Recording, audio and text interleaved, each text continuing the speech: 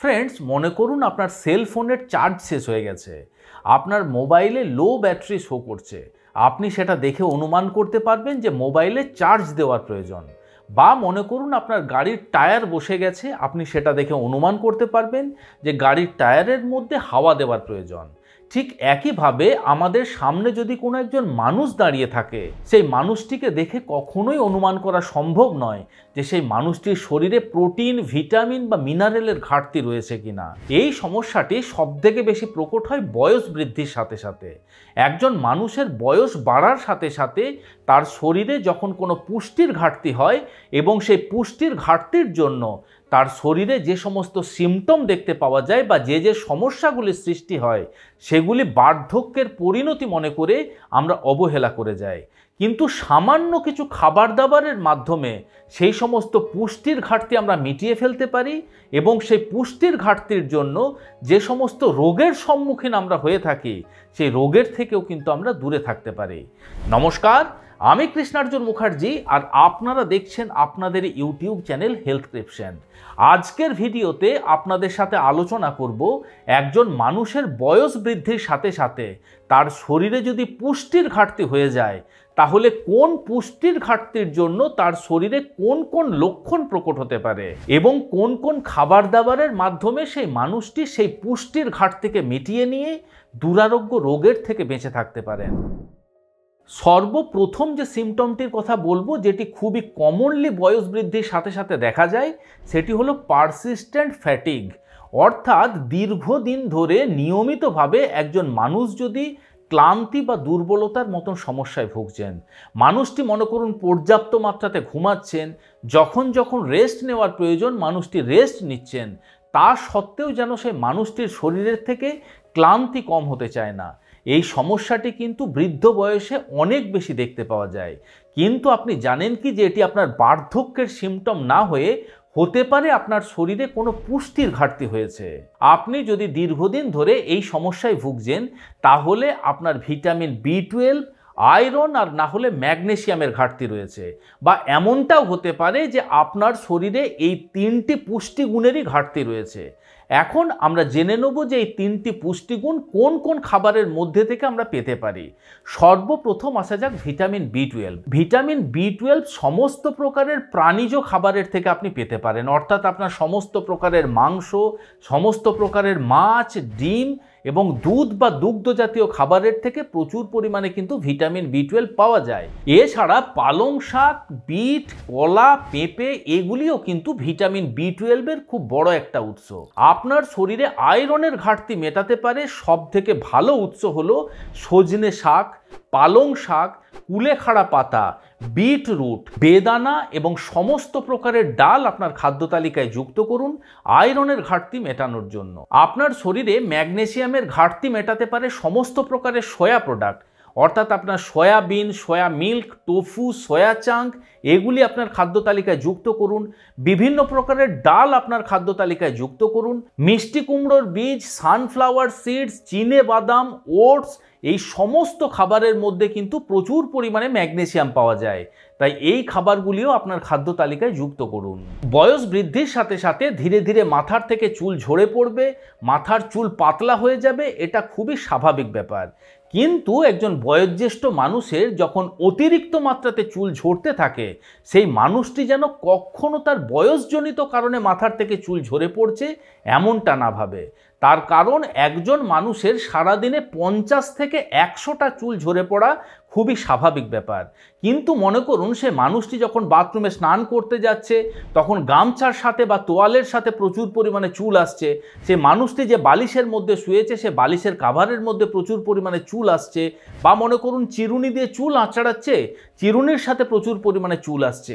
এগুলি কিন্তু মোটেই স্বাভাবিক লক্ষণ নয়।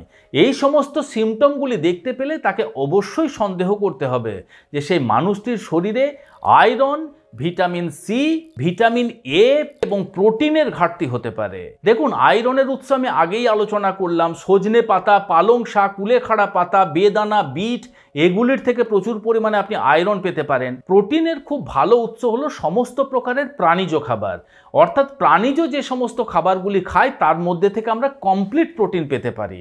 অর্থাৎ আপনার সমস্ত প্রকারের মাংস, সমস্ত প্রকারের মাছ, ডিম, এগুলির মধ্যে থেকে আপনি কমপ্লিট প্রোটিন পেতে পারেন। কিন্তু যদি আপনি নিরামিষভোজী হয়ে থাকেন সেক্ষেত্রে সমস্ত প্রকারের ডাল, সয়াবিন, ছোলা, রাজমা এগুলিকে আপনার খাদ্য তালিকায় যুক্ত করতে হবে। এর থেকে আপনি প্রচুর পরিমাণে প্রোটিন পেতে পারেন। ভিটামিন এ কোন কোন খাবারগুলির মধ্যে থেকে পাওয়া যায় এটা মনে রাখা খুবই সহজ। তার কারণ যে সমস্ত ফল বা সবজির রং হলুদ বর্ণের, কমলা বর্ণের বা লাল বর্ণের হয়ে থাকে সেই সমস্ত খাবারের মধ্যে থেকে আমরা প্রচুর পরিমাণে ভিটামিন এ পেতে পারি। অর্থাৎ আপনার গাজর, মিষ্টি কুমড়ো, পেঁপে, কলা, কমলা লেবু এগুলির থেকে প্রচুর পরিমাণে ভিটামিন এ আপনি পেতে পারেন। এছাড়া বিটরুটের থেকে ভিটামিন এ পেতে পারেন, আপনি স্ট্রবেরির থেকে প্রচুর পরিমাণে ভিটামিন এ পেতে পারেন। আমও কিন্তু ভিটামিন এর খুব ভালো একটা উৎস। এবং ভিটামিন সি এর সবথেকে ভালো উৎস হলো আমলকি। আমলকির মধ্যে থেকে আপনি প্রচুর পরিমাণে ভিটামিন সি পেতে পারেন। এছাড়া সমস্ত প্রকারের সিট্রাস ফ্রুটস বলতে আপনার পাতিলেবুর রস আপনি খেতে পারেন, আপনি মুসুম্বি লেবু খেতে পারেন, কমলা লেবু খেতে পারেন, বাতাবি লেবু খেতে পারেন।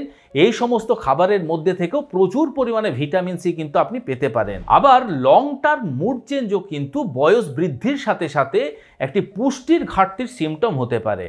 আমরা খুব সহজেই বলি যে মানুষটির বয়স বাড়ার সাথে সাথে মানুষটি খিটখিটে হয়ে গেছে, বা বয়স বৃদ্ধির সাথে সাথে আমরা অনেককেই দেখি উদাস হয়ে থাকতে, কোনো কথাতেই তার চোখ দিয়ে জল গড়িয়ে পড়ে, মানুষটা খুব সহজেই অভিমানী হয়ে যায়। এগুলি যদি দীর্ঘদিন ধরে চলছে তাহলে অবশ্যই আপনাকে সন্দেহ করতে হবে যে সেই মানুষটির শরীরে হয় ওমেগা 3 ফ্যাটি অ্যাসিড বা ভিটামিন ডি বা ভিটামিন বি কমপ্লেক্সের ঘাটতি রয়েছে।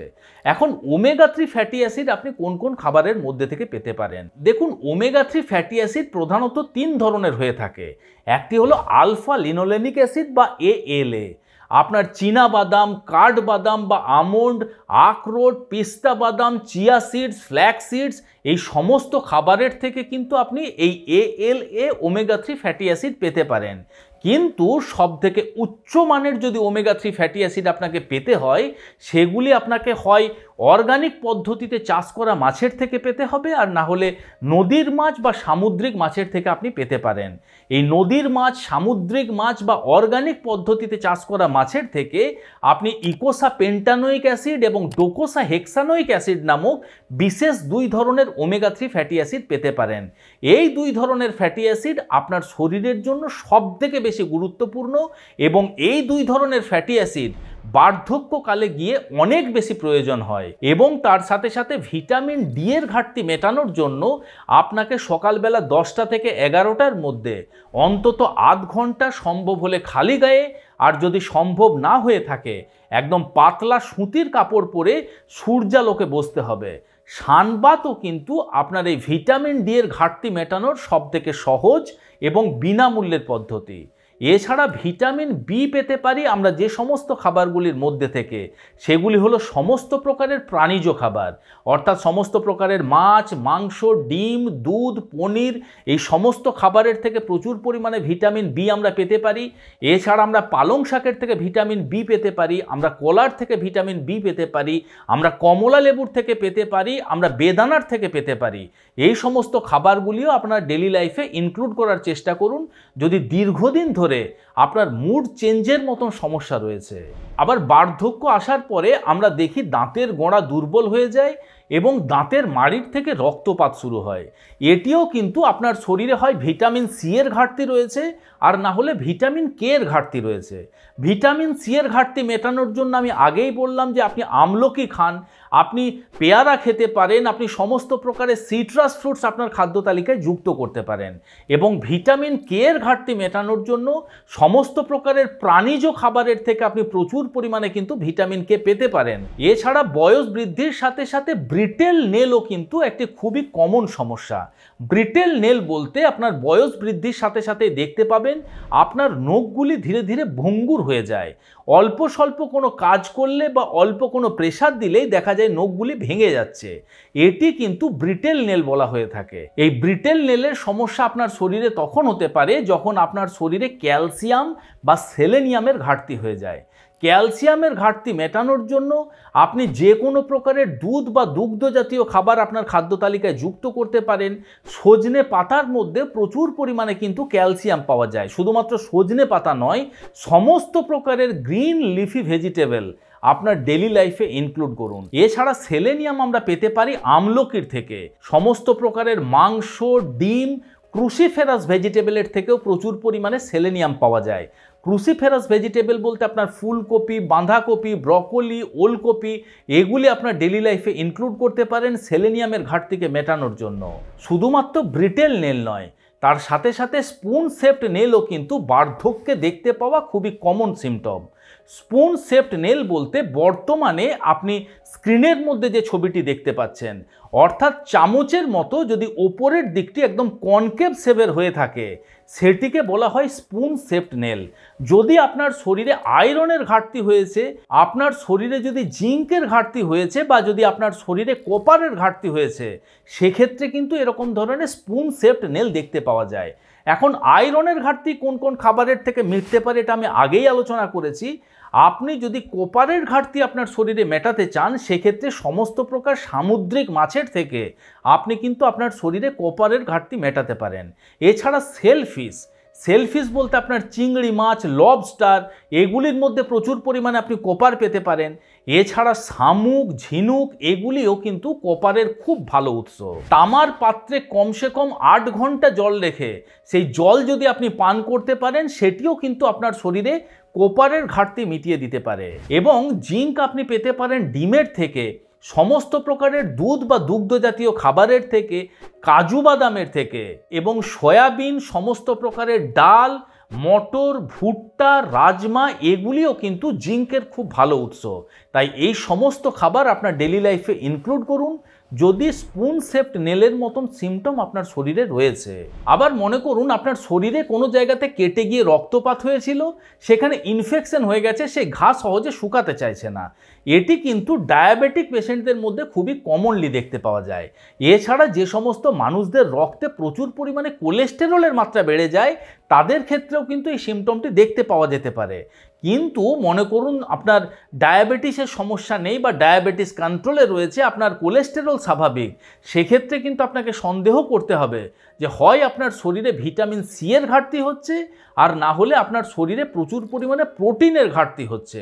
বয়োজ্যেষ্ঠ মানুষদের মধ্যে একটি খুবই কমনলি সিমটম দেখতে পাওয়া যায়, সেটি হলো বসে থাকা অবস্থাতে পা নাচানো বা পা নড়ানো।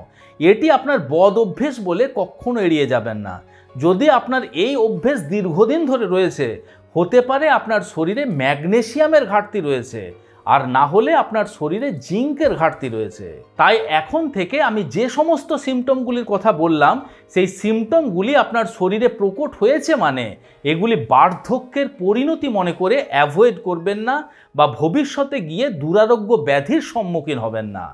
আশা করি আজকের এই ভিডিওটি আপনাদের ভালো লেগেছে, ইনফরমেটিভ লেগেছে। যদি ভালো লেগে থাকে বন্ধুরা, তাহলে অবশ্যই ভিডিওটিকে লাইক করবেন। এখনও পর্যন্ত যদি আমাদের হেলথক্রিপশন ইউটিউব চ্যানেল আপনারা সাবস্ক্রাইব না করে থাকেন, তাহলে অবশ্যই চ্যানেলটিকে সাবস্ক্রাইব করে পাশে থাকতে অনুরোধ রইল। খুব শীঘ্রই দেখা হচ্ছে এইরকম ধরনেরই একটি ইনফরমেটিভ এবং ইন্টারেস্টিং ভিডিওর সাথে। ততক্ষণ নিজেদের খেয়াল রাখবেন। আপনাদের সুস্থতা এবং দীর্ঘায়ু কামনা করছি। ধন্যবাদ।